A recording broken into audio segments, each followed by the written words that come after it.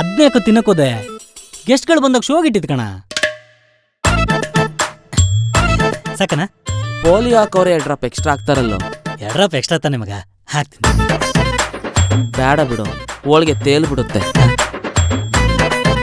ಅಳಿಯಂದ್ರೆ ಮಗಳಿಗೀಗ 8 ತಿಂಗಳು. ಬಸ್ರಿ ಹೆಂಗ್ಸ್ನ ಹೆಂಗ್ ನೋಡ್ಕೋಬೇಕು ಅಂತ ಗೊತ್ತು ತಾನೆ?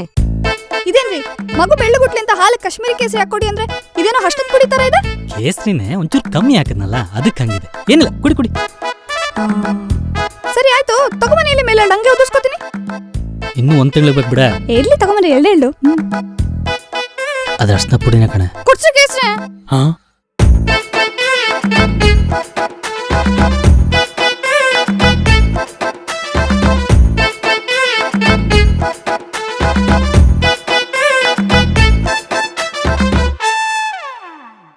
ಅಳಿಯಂದ್ರೆ ಮಗಳು ನೀವು ನಮ್ಮನ್ನ ತುಂಬಾ ನೆನ್ಸ್ಕೊಂತಿದ್ದೀರಾ ಅಂತಂದ್ಲು.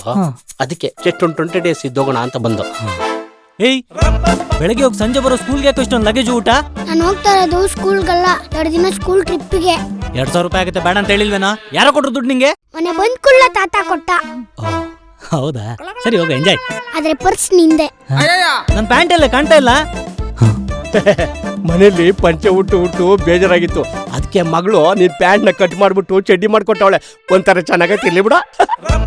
ಪನ್ನೀರ್ 10 ಪ್ಯಾಕೆಟ್, ಶಾವಿಗೆ 1 kg, ತುಪ್ಪ 1/2 kg.